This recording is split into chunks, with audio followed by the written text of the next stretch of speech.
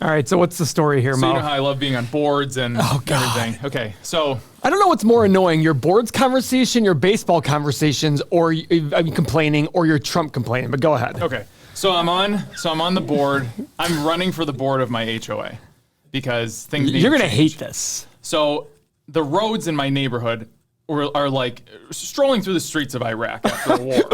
That's basically what it is. He's in Sarajevo. I'm sitting out in my driveway yesterday, and I'm getting my car ready with the convertible for spring and everything. And these two kids come up, and they're like, "Hey, we're part of this troop. We want to do a spaghetti dinner and this and that." Troop? Like Boy Scout? Yeah, Ugh. they're doing like Boy Scout selling tickets. I'm like, all right, well, whatever. So they give me the thing. I give them some money, and I'm like, oh, by the way, kids, I'm running for HOA, the HOA board. Tell your parents. They may have gotten a letter about the roads in the neighborhood. I'm the one that got that done. These kids are 11, and they go, "You're the guy about the roads. We're getting new roads." Yes. And No I'm like, way. Yes. 11-year-old kids. Oh my God. They're going to be voting for you. They're going to be voting for me. 20, How old am I? 2028. 2028. When I run for president? Yeah. Okay. By the way, I ain't voting for you if you run for president. I'm still voting Libertarian. God almighty. So, do we want a Jackie Boy update? Yeah, give me the update. So if you didn't watch the podcast last week, by popular demand, people want updates on Jackie Boy, and there's nothing really much to update except for the fact that they refunded my money, even though Jackie Boy's boss said to Mike, my buddy, that if Paul wants the car, we'll keep the car for him. I texted Jackie Boy, and I said, hey, Jackie Boy, don't refund my money. I still want the car. So condescending. Hey, spoiler alert, he didn't respond back to the text. Shocker. Yes. Now, with that said, I did get a car. And you remember the drama that ensued with the car. Yeah, So it was Mo and I went to dinner Friday night. So another dealership through another friend called me, and they had basically a gray/silver one with black interior 2023 V6. And I was like, perfect, I'll take it. The guy called Mike, my buddy, and said, is Paul legit? Is he really buying this car? And Mike said to him, if Paul said he's buying the car, he's buying the car. He goes, okay, good. The deal's done. Fast forward, nothing's happening. And then I said, what about a trade? Then they hold the whole deal up for a trade. Finally, Friday, like the salesman, but this way, the salesman and I get along really well. Different guy named Mike, really great guy. And he goes, okay, Paul, here's what we're doing. The car's done, blah, blah. All of a sudden, I got a call 5 minutes later. Paul, I got some bad news for you. No, I'm sorry. I got a text. All right, Paul, so the deal's done. As long as the couple that's looking at the car right now doesn't buy it, it's your car. I immediately call him. I go, whoa. This was my car. He goes, that's not what I was told. I go, well, I don't know what you're told, but that is wrong. I have all these texts to say I'm buying this car, etc. He calls me back. Paul, you're not getting the car. These people are buying the car. I'm like, mother F. I was so annoyed. He goes, but I got another car for you. And of course, it's like $23,000 more. It's a long wheelbase. I'm like, I don't want that car. I want the first one. So he calls me back again. Paul, good news. They didn't buy the car. It's your car. I'm like, yes. He goes, one condition. You got to finance it because that locks in that you're buying it. Because we're not going to take any deposit or anything like that. It's financing. I'm like, I don't want to finance it. He goes, listen, pay it off next day. I don't care. But this locks in the deal. I said, fine. So I'm high-fiving Lisa. I'm like, yeah, I got the car. It's like 7 minutes later, get a phone call from his boss. Hey, Paul. I'm like, hey, what's going on? He goes, I got some bad news for you. I'm like, are you kidding me? I literally said that in the driveway on the way to dinner with you. He goes, yeah, these people came back in the last 5 minutes and gave me a check, so it's their car. I go, I was like so pissed. Wait a second. They gave them a check, but you couldn't just send them a wire? I even said to them, guys, my buddy Mike, who makes a lot of money, lives there. If I told Mike, front the money for me, write them a check right now, he would have done it in half a second. Right. They never expressed this to me. So I was annoyed. We go to dinner, and I'm like venting at dinner, and I'm like, I don't want to buy this second car. Even the second car was beautiful. We saw the picture, we saw the video, it was a beautiful car, but I was like, no. So I'm like, you know what? I'm just going to take the second car. So I texted them, I go, I'm taking the second car. And guess what? I'm getting the car. Okay. So when do you get it? I don't know, next week sometime. But they screwed me on the trade-in. I mean, absolutely garbage value, but whatever. Yeah. But Jackie Boy is now out of the situation. Jackie Boy has not responded. Should I text Jackie Boy right now? I don't think you should push it anymore. I kind of want to. Mike told you not to. Mike told me not to. Yeah. Let me text Mike. Are you going to ask him if you can send something to Jackie Boy? So I sent a text to Jackie Boy and told him that I wanted to keep the car, and they still refunded my money, and he never responded, period. Do you think they're mad at me? Question mark. Send him a link to last week's podcast. I think Mike's so annoyed that I even I'm like, listen. And by the way, Mike is mad at his friend because it was through a friend of Mike that got me the second Range Rover. He's just like, what? He goes, no, you were buying the car. I'm like, that's not what he says. The guy said, the salesman said to me that his boss said to him there was no indication that Paul was buying the car. I actually like the salesman a lot. I think he was just like, Paul, this is ridiculous. Yeah. He's like, I'm really sorry. He's like, I was told that there was no indication. I go, let me show you these texts. Yeah. He called my buddy and said, I was so annoyed. But now I'm getting the car. And that's good. So you're getting a long wheelbase? I'm getting a long wheelbase. I've never been in one, so I'm excited to see how this feels in the back seat. Oh, it's huge. I've never. My neighbor had one, but I never. Obviously, why would I get it? Your neighbor had a fleet of vehicles. He had more cars than I did. Yeah, they got another one. They got a convertible. I don't know, E-Class maybe or something.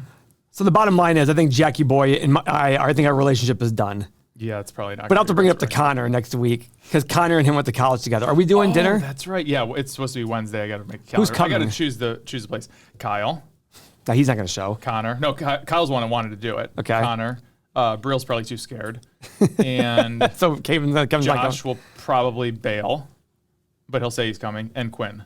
Quinn's not coming either. Quinn's probably not coming. So Quinn's mom texted me last night. Hey, Paul, how much did it cost for you to seal the stamped concrete at your house? I'm like, I just had an employee do it.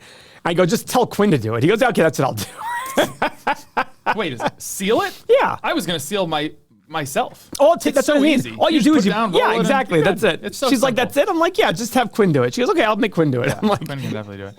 So we went to Pinehurst this weekend. Yeah. Place was pretty cool. Andrew and I so every day we played a different game. The second day, Andrew sprained his LCL. Are you kidding me? Andrew is made of glass. Pinehurst number 2. Only walking. There's pretty much only one player that I've ever seen ride a cart there, and it's John Daly. Andrew rode a cart. He had to ride a cart because he couldn't walk. So he sprains it on the first hole, and he literally cannot swing the club. And Andrew's a 2 handicap. He's spraying it everywhere, and so it's with all his gimmies, yeah. Yeah, so it's me and Andrew. Well, there were no gimmies because we were playing this putting game. Yeah. Low putts wins. So we're on number 2. Andrew and I won. Like when we finished, I was like, oh my God, I can't believe we won that round. Then yesterday, Mikey and I were playing. He eagled on 8, I think. It was 170 in. But you didn't watch it. Yeah, I was standing right behind him. Oh. He shoots it, and it lands, and I'm just like, get in the hole. Get in the hole. And then all of a sudden, it just drops, and it's just like, oh! So that put us up by 1. We ended up getting to 17. I realized about my golf game, if I focus and really focus, but the problem is it's going to be a very intense 4 hours. Like for me to I have to really focus. If I tell myself, you need to hit this shot, I can do it. Because I played 17 and 18. So you need to be like Tiger on the course. Basically. Like no BS, no talking. BS. Because Mikey on 17 and 18, he was out of both holes. Terrible drives. He was just like, Mo, you got to do this. 17, How many guys were on the trip? 4. Blasted my drive into the trees on the right, hit a punch shot, and I needed to. No, I'm sorry. I duffed one off the tee, but went about 100 yards. I pull out my 3-iron. I needed 260 to the green on a par 4. I hit it probably 255 into a bunker right in front of the green, and I hit a flop shot out of the bunker, stick it right next to it, tap in for par, and then I did the same thing on much better hole on 18, but ended up. I was like, okay, I could play. I just got to be intense. If I'm intense, I could play well. But is that even fun, though? I don't think so. That's the problem. It's not fun, Mo. Because it needs to be like a very intense 3 to 4 hours. That's the problem. Like that just doesn't make it fun. But it showed me that I'm capable. I'm capable. Are you handy capable? I can probably get my handicap down if I do that. I don't know. Like to me, that doesn't sound fun. Yeah. To be intense the entire time. Intense. Yeah. Ugh. A lot of focus. Like just yeah. Ugh. Barf. Yeah. I guess. But when I look back, I refuse to play Darnell. By the way. Why? Unless he puts money up. He was texting me today. What was he saying? He was like, "I want to come hit golf balls in there today." I'm like, "Go for it. I don't care what you do." It's just, I just worried that he's going to break something in there and go, "It's not me." This is typical Darnell. Put a camera on it. You're right. Actually, there should be a camera there anyways in the golf thing because all of the people that are coming in and out. You're right. Yeah, I should. There should because he's going to be moving out. Actually, They'll be moving out in 10 days, but you could still put one there. But do you know anything about the oil that's being traded in the won currency now? Well, this really changed. This conversation just flipped. No, I have no idea. I think we gotta transition. No, I have no idea. Because the president. This is my favorite thing of all time. I wrote LOL on. I saw it on Instagram. And said the Kenyan president said, "Don't hold the U.S. to get rid of your U.S. dollars." I just wrote LOL. So Matt Jones messages. No, somebody. It wasn't Matt Jones. It was somebody random. They messaged me like, "Mo, what do you think about this?" And I was like, "The president of Kenya said something. Do you think that I'm going to take this seriously?" And then on the morning show, it was brought up by a comment, and I was like, "Yeah, the president of." They go, "What's wrong with the president of Kenya?" I'm like. What? the global economic powerhouse that is Kenya. Yeah, this is our economic master of the world is Kenya. And I'm just like, okay, so I don't know anything about that. Jamie Dimon said that the contagion of the banks is going to continue. So I wonder, but I said this in a video. Like way out. I said this in a video yesterday. I don't know if it's posted yet. He has a vested interest in putting fear in people's eyes so that people bring assets to a very, very secure bank like JP Morgan. Yeah. Except for the fact that Jim Cramer endorsed JP Morgan, which is kind of concerning. Who did he say? It's the Taj Mahal or something? Is that what he said? He said JP Morgan is a fortress. That's what it was. So either way, you got to take that with a grain of salt. I don't know what's going to happen. All I know is that one of the 20th largest banks in the country failed in March, and the markets are up a ton. Yeah. Speaking of that, the markets just keep going higher. But you know what's funny? What? I looked at the volume of the last 6 days. It's low. One day, last Friday, it has not touched 3/4 of average volume. Yeah, it's low. It's low. And it's not listen, sustainable, guys. But you know what? It's not sustainable. I read some article yesterday that concerned me that said like millennials have like 30% of their money in cash because they're so scared about a stock market crash. And I'm like, well, that worries me about that there's not going to be a stock market crash. Yeah, I pulled up. A-Rod posted something on Instagram yesterday. A-Rod's an idiot. That's my point. He pulls it up and he goes, I'm getting a lot of questions about what people should do with their money. He's like, you need to invest in credit. Do not invest in equities right now. Save your cash, hoard your cash. And I'm just like, okay. That's going to be a while. Yeah. That when I hear the only smart thing A-Rod did was send his daughter to Michigan. I was so happy when I saw that.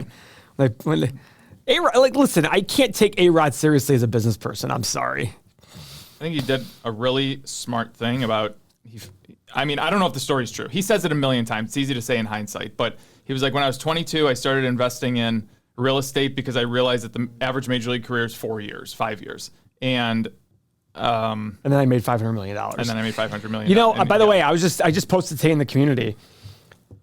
It's so funny. So, we bought a bunch of homes back in 2009, 2011, 12. Mo, I never went and checked their values. Like, I never cared. Yeah. So today I just wanted to search something. I'm like, holy shit. Like, I was just like, that's what's so great about real estate. You don't have Mr. Market telling you every day every second what your property's worth. And I'm like looking at it going like, damn, we've gotten rents and cash flow all through these years, paid down debt, and then all of a sudden look at the values going, some of these values are 4 or 5 times what we're into the property for. Wow. Yeah, like we're into a property for 30 or 40 grand and it's worth 120 to 160,000 bucks. Wow. And I'm like, oh damn, like another property, one that I really effed up in 2008, like effed it up royally. House. Okay. We were into for 400 and I'm like, I'm never gonna, and I remember like not being able to sell it for 420. It's 660 now. What city? Broadview Heights. Oh, okay. It's 660 on the low end. Like it could be 700,000. And by the way, it's 5,500 square feet. And it's got but it's just so funny. Like you just collect rent, keep collecting rent and keep moving on before you, I want to see another one. The funny thing is that's the whole, not get rich, but get rich slow thing. It's just let it take place and let it. But the thing is, and then you wake up one day and you're like, holy cow. Exactly. Instead of look how much value is here. Get rich quick stuff. It's so funny. Like we were down there and you're with caddies and you're walking around and stuff and they're like, oh, what do you do? And Mikey always goes, Mo has a YouTube channel. I'm like, oh God, I don't want to talk about this again.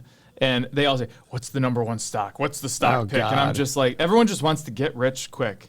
It's amazing, and that's not the right way of doing it. But you're never going to stop that. You're never going to stop that mentality of people. I'll let you look this up. The whole market thing, or how it just keeps going up. And I just look at this, keep saying there's just bad news after bad news. There's nothing getting better that's coming out of the news as far as like the Federal Reserve. Loretta Mester just came out and she goes, yeah, we're going to need to hike rates a little bit more. And they're going to probably be persistent at those levels because it's very stubborn right now. Look at this house in Shaker Heights. I did this house 10 years ago and I was into it for $250. And now Zillow has it worth $525. Oof. And I'm just like, whoa, like not even thinking about it. Just going, what? Wow. Look at today's number for me. That's pretty good. Oh, is market down? Well, yeah, it's about down. Nasdaq's down about 1%, but Nvidia's down big. Oh, yeah. And I added to my short on Nvidia as it went up. That was kind of Mikey was like, you gotta not tell him. God, he is like literally, it's annoying. It's literally annoying how emotional he is about investing. Yeah. Well, then you say this, and then you've been saying this for 5 years. I'm like, yeah, I know. I'm like, I get that. And you sound like everybody else, and that's fine. And then when it goes up, nobody cares about why. But when it goes down, people are going to say, what's the exact reason? If you can't pick exactly, it's just overvaluation. Yeah. No, that's not the reason. Okay, sounds good. Yeah. You know, if the market had the funny thing is, like, these banks failed. 2 or 3 banks failed in March. If the market had gone 20%, they just said, that's the reason. Mm-hmm. But the markets went up now, so it's not even blamed for it. Mm-hmm. It's like, well, did the markets go up because of, I mean, I don't get it. Psychology. Of course it's psychology. There's nothing to get. Of course. And I do think, I don't know. When I read these things about millennials having a lot of cash, I'm like, fudge. Yeah, well. Because that's completely, if you look at the contrarian way, if they're banking for a crash, then it's not going to happen. Crashes happen when people are not expecting the crash. Right.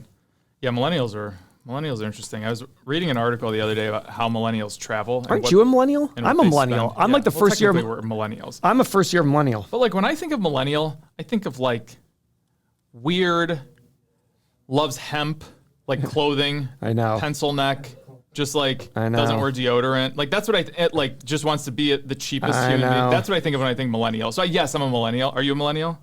Oh yeah, he's a millennial. Oh yeah, so you're a millennial. Sorry to hear that. But they travel weird. Like they go on these like they're all about experiences and these cheaper trips and they'll like be like vagabonds and I'm just like y'all are. You know, if I hear one more person say, "Oh, you know, we stayed in a hostel." Yeah, we stayed in a hostel. Shut up about the f***ing hostel. Who would stay in a hostel? Have you ever stayed in a hostel? We backpacked through Europe. Just because you wore a backpack to the airport doesn't mean you backpacked through Europe. I backpacked through London last September. I backpacked through my backyard. I'm just like, this is stupid. When people say like, "Oh, we backpacked through Europe," I'm like, shut up. No one backpacked. Did you tell me you hitchhiked? What do? You put a backpack on? Every time I travel, I have a backpack. I'm gonna start telling people. I'm backpacking this weekend. I'm backpacking. Are you going somewhere this weekend? No. Oh, I'm going next week. That's what I'm gonna start saying. Where are you going? Naples and Anguilla. Oh, nice. That's right. That's right. That's pretty sick. Get Lisa, get Lisa's mind off of it. We could have rented a house for a 5-bedroom house for like half the price of one room at the Four Seasons. Lisa's like, I want the Four Seasons. Four Seasons are pretty sick from what I understand. Yeah, she's like, let's just do it one time. I'm like, okay. Yeah, I kind of. Well, she's already done it several times. I've never done it. Yeah, I kind of I've always wanted to. It's just like, where do you go? I mean, that's a great place to like do it. Yeah. You know, I don't want to just go to like Chicago and do the Four Seasons. I'd rather do like. Oh, I actually thought that. Ritz-Carlton or something. Okay, so what are we doing in Chicago? Ritz. I booked the Ritz. Oh, for one room? No, you're not staying in my room. So you got a second room for me? Yeah, I got you a room. Oh, good boy.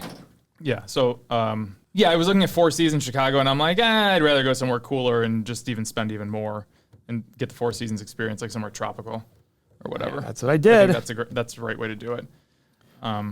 But median household net worth by age. This was just on the Federal Reserve is supposedly the source. Ready? Okay, yeah. Less than 35. What do you think the median household net worth is? Less than 35. Less than 35. 25,000. 14,000. Jesus. 35 to 44. 60,000. 91,000. 45 to 54. 45 to 54. 125. 169. 55 to 64.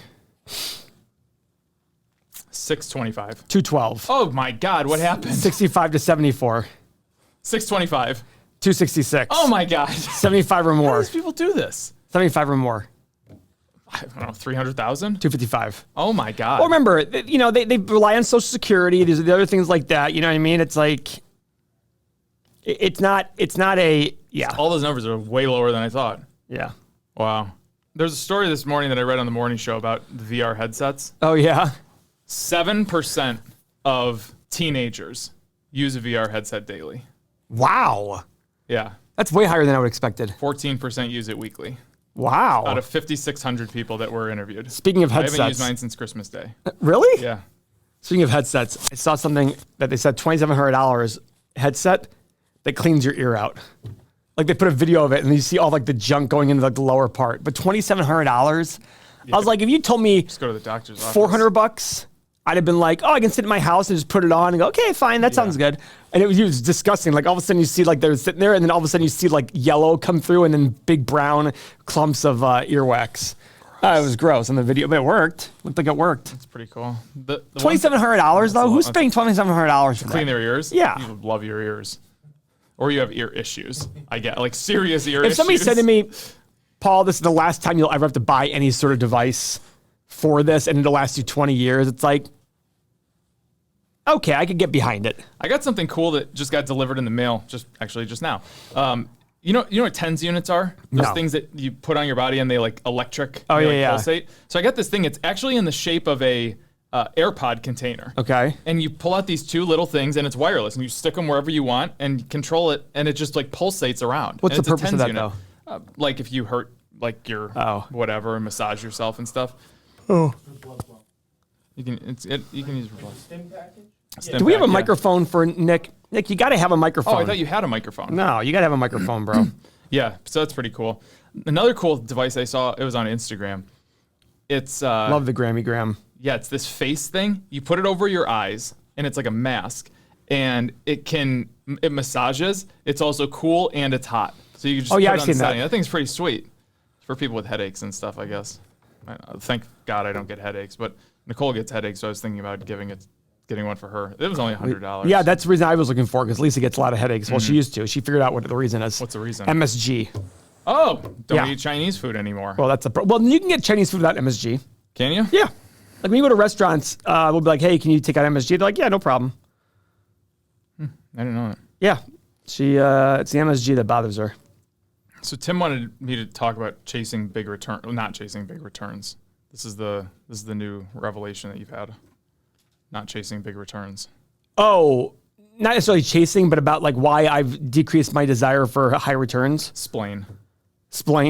Paul Splain. I'm a fairly lazy person.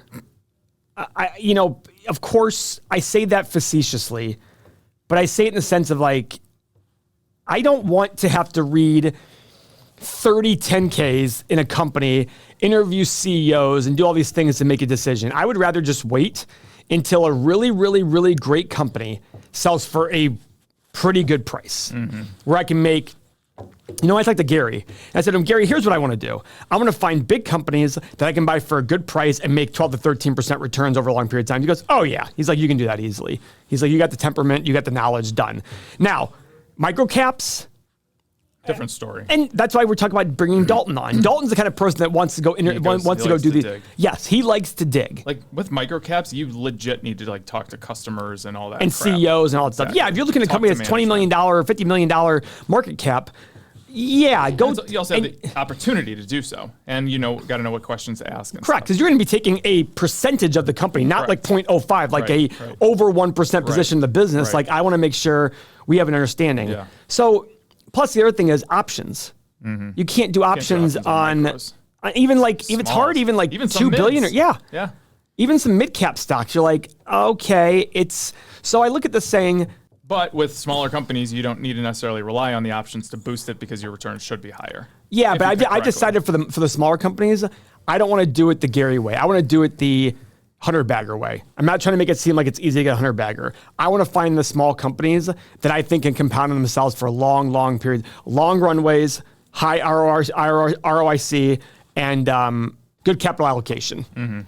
That's what I want to focus on for smaller companies. Like, that one company that Dalton was talking to us about, we've looked at this company several times in the past. I've started putting puts on it, even though it's big enough to have puts. But I do think it's one of those companies that could become a 20 or 30 bagger if some things happen. But the point is, as long as a CEO does what he says he's going to do, this will be a multi-bagger. The concern I have is somebody buying them out someday and then just putting an end to that. And all of a sudden, some company buys them out and I get a crappy company stock for a good company. You know what I mean? I guess that's the risk with the smaller companies. But with the big companies, like if you told me right now Microsoft's selling for $100 a share from $280, if it fell tomorrow, I'd be like, yeah, I'll buy a ton of it. If some microcap fell that much, I'd be like, wait a second, what am I missing? Well, I would question that. You know what I mean? Are they going under? Is everything fundamentally changing? What's the deal here? Yeah, now the hard part about the larger companies is the mispricings are a lot rarer. Yeah. Right? A lot rarer. But I just like doing options. I like the long-term and swing trading. I like having cash that I can use to sell cash secured puts. So overall, with this whole strategy with options and everything, I do believe I can significantly outperform the market over long periods of time. Yeah. Right? Yeah. Long periods of time. Yeah, that's the key to it. Last year, we crushed the market, which people don't ever give me credit for it, but they talk about the previous 4 years, and I'm like, oh, that's weird. And I do believe the next 10 years, I will do very well compared to the market. Very, very well. Yeah, I can't wait till stocks fall a little bit more, a lot more. Yeah, a lot more. It would be very nice to be able to have nice positions instead of having so much money in 90-day treasuries. Nasdaq's down 1.33% right now. I'm sure it'll be up 11.33% tomorrow. That's what I joked about with Baba.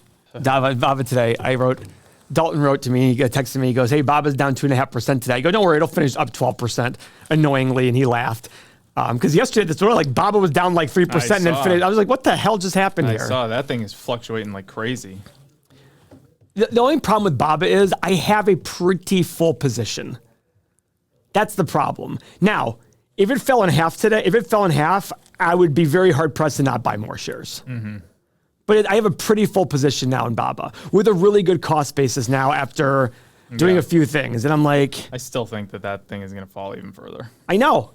And that's the problem I have. Realistically see that $58 level again. And that's what I wonder. Like, okay, it's at 98 or whatever at today. Yeah. If it goes to 58, how am I going to possibly not buy more shares? Yeah. I mean, people like worry about like Meta not going back to prices. And I'm just like, but just look at what happens when the overall market comes down. Every time those follow suit. You think that they're just untouchable now? No, they're not untouchable. Just because a couple of things change. I just got to have the balls to be able to buy more Baba. Yeah.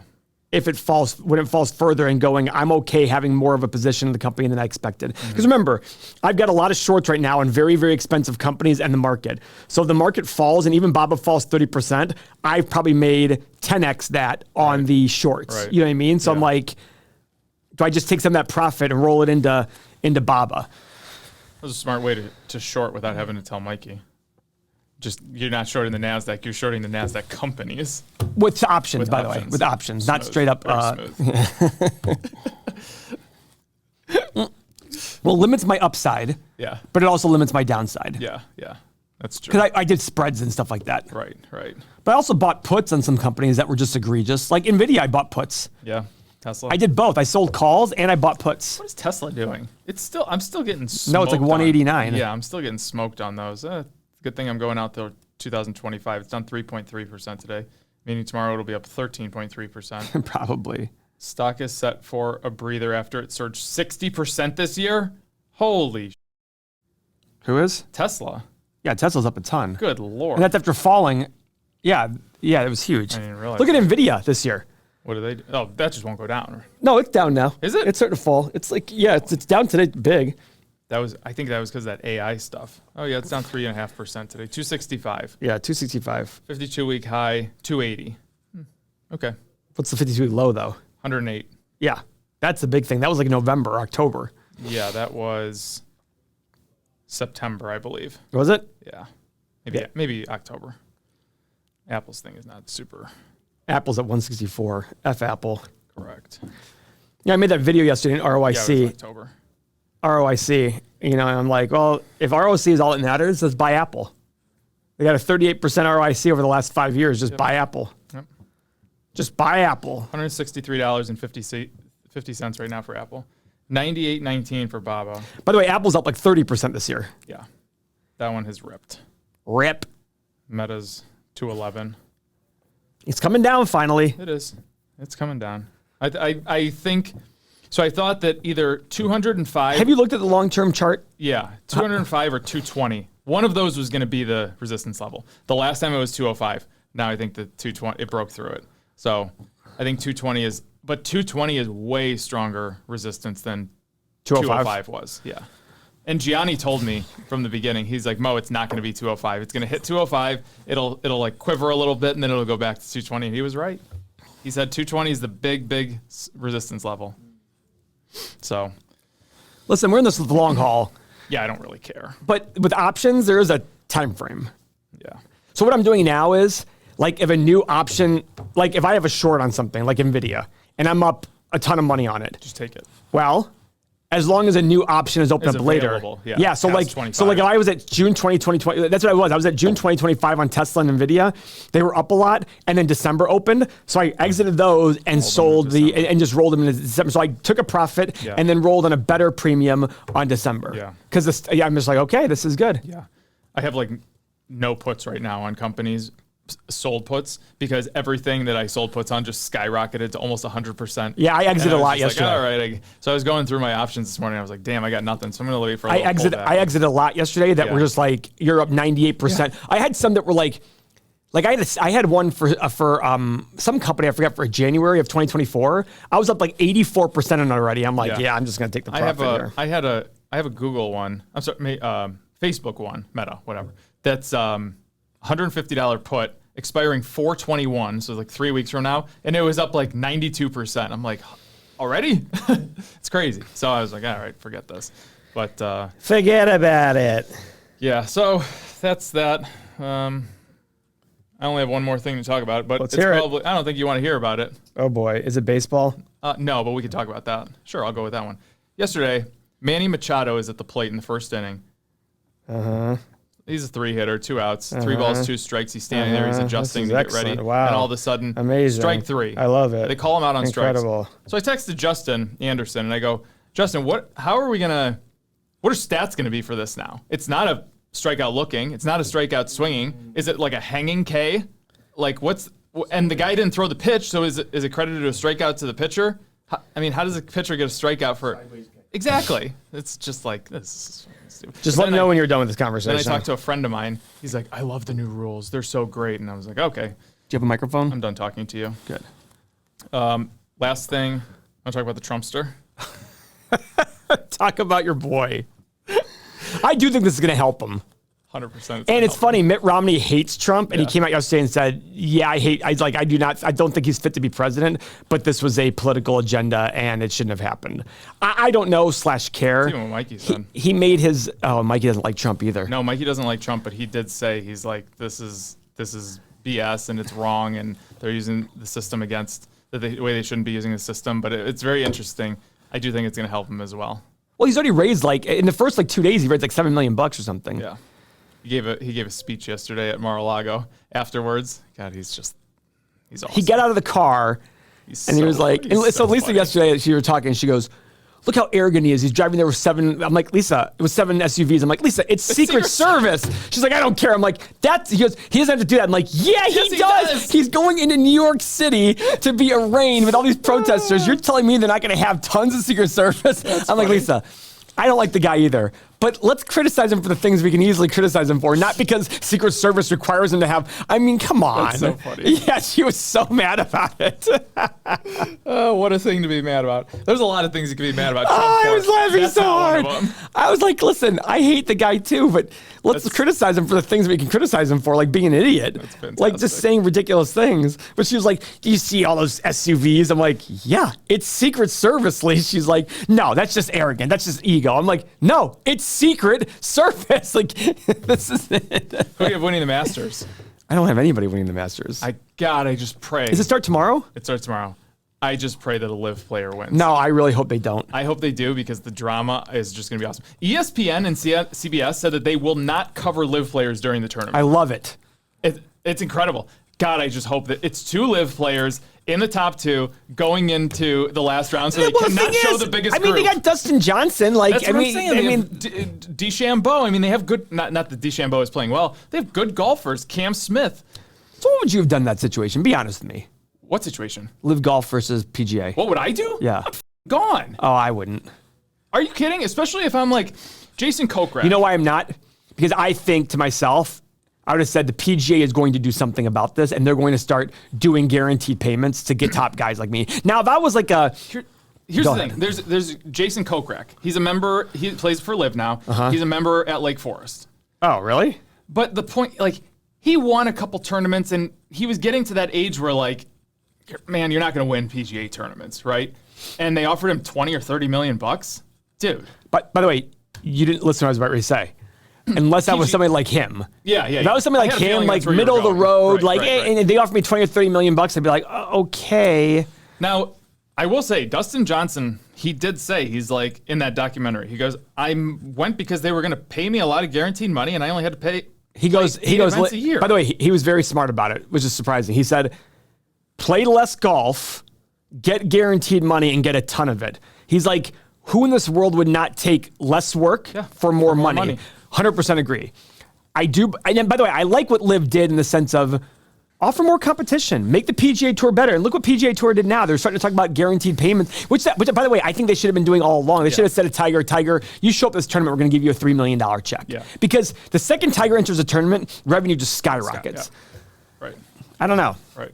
Yeah. And they offered Tiger supposedly $700 million, and he said no. Yeah. And by the way, I respect that in the sense of like, Paul 10 years ago would have said you're crazy. Paul now goes, you already have $1 billion. Like, what do you really need? Like, yeah, $700 million is a lot of money, but you're never going to need money ever again. Like, why does it really matter? Yeah. So I think if I was Dustin Johnson and you asked me that question, first off, would you think you would understand the question if you're Dustin Johnson? I think my decision, I don't, of course, I don't know what Dustin Johnson did behind closed doors, but I think my decision would have been a lot more difficult for a player like Dustin Johnson, who was arguably number one in the world at that point, versus like a Koepka, who was very visibly falling off. Yeah. No, and by the way, I hate to say it because everybody's like, I really don't know what I'd do in their position. But the Dustin Johnson saying, that's the hard play less, work less, and make more. He's right. For me, I would have. I don't like. You know what I don't like? I would. I don't like the PGA Tour players like blacklisting these people. I agree with that. Like, I don't like the fact that DeChambeau says, I texted Tiger, he ignores me. I'm like, listen, they made a business decision. I don't know what happened behind closed doors with them. Of course. But I look at going, like, listen, they were given an offer and they accepted it. They go into a separate tour. Is the tour doing, well, no, it's the first year. Give it time. Yeah. But it's going to help you guys. Definitely. It's going to help the PGA Tour players if LIV is successful. I think that people don't realize that. I learned this a lot in the apartment business, Mo, that when somebody if I have an old apartment building and somebody builds a brand new one next to me with rents that are double mine, it helps my property because it allows me to raise rents 30%. I'm still the value play, but I'm getting a lot, and I can renovate. More. Yes. Right. So it's the same thing with PGA Tour, and that's what LIV said, like, imitation is the best form of flattery. Yeah. Because the PGA Tour announced they're going to start giving guaranteed payments to people. Yeah. Or something, what was it? It was like something like per tournament guarantees or something like that. I hope a LIV player. I hope it's 2 LIV players at the top 2, and ESPN has to make that, and CBS has to make that decision. Do we show the top group or do we not on the final? They're going to do the top group. Do you know how irate? They will. Do you know how irate everyone would be who was watching if they couldn't watch the final group? Final group. And here we have blah blah blah, who's tied for 18th place, and we're going to watch him. This is our highest level player. Yeah, so it'll be interesting. But I do think it's funny that Brooks Koepka won this past weekend, and they're like, Brooks is back, baby. Brooks is back. I'm like, he's not playing against Justin Thomas. He's not playing, like, yeah, he won a tournament. It was great. The LIV tournament. The LIV tournament. But it's not the same competition as the Masters. Like, he's going to win the Masters. He ain't going to win the Masters. I mean, he could. He could rip off an incredible So did you hear, like, if they want to get, like, Brooks Koepka supposedly was having second thoughts about this LIV, and they said, like, the penalty is 4x. Like, so if they paid you $100 million, you got to pay them back $400 million. Yeah. I don't blame them. I don't either. It's just like any contract. You want to get out of it, you pay. Listen, I hope LIV Tour does well. I really do. Yeah. I don't, and I hope but I just don't like the fact that the PGA Tour players have turned their back and like gotten really mean about it. Very hostile. And by the way, we don't know what happened behind closed doors, but I can see Brooks Koepka talking crap. I cannot see Bryson DeChambeau like going like, F you guys, you guys are idiots. Yeah. But, it's gotten pretty aggressive. I would really like to see at some point, like, come together to play a tournament against each other or something like that. That would be pretty cool. We'll see. But it's going to be the PGA that bends because LIV is probably for it. And by the way, that's why PGA won't bend, because they'll probably be like, it's only going to help LIV. It's not going to help us, so why should we do it? Yeah. Now, if LIV gets big and works, that's different. Yeah. LIV needs to stop investing money in crazy stuff. They stopped using that party plane. I didn't know they had a party plane. Yeah, I sent it to you last year. It was like a bar inside, and it was insane. It was absolutely insane. I saw the video of that. Yeah. They stopped using it. Why? They're underwater. They need to start cutting costs. Now that they got all their players, they got everything. Cut costs. They're in year 1, year 2. They need to work on TV rights. Their TV is so bad. You didn't see his YouTube? Oh my! No, they're not on YouTube anymore. Now they have the LIV Golf app. It is literally like a high school media company putting on an event. It's Live so Golf pathetic. app. Do you have to pay for it? No, it's free. Like It's even to watch them? yeah. It's absolutely pathetic. I think I'm gonna watch this. The shot tracer. I don't know where they got their shot tracer from. Golf, but louder. Is that what it is? Live Golf Plus. Is it neon green? Yeah. Yeah, that's it. So and their merch. I want some merch from Liv. Do you? They have 3 hats. That's their merch. Sounds like everything money. So All right, that's you ready? it. Yeah, we're done. All right, thanks, guys. I think things are done with Jackie Boy. I appreciate all the support along the way. I'm trying to decide if I release the name of who it is. No, don't release the name. Poor guy. Oh, I'm not worried about Jack. I'm worried about Mike. Oh, Mike Williams getting mad at me for it. yeah. Figure that out first. Well, he told me not to say anything. I texted him. He said, hey, what did he write back? He goes, Paul, I think you hit a nerve. He wrote Paulie. All right, guys, thanks very much. See you Talk to you guys. later. Bye.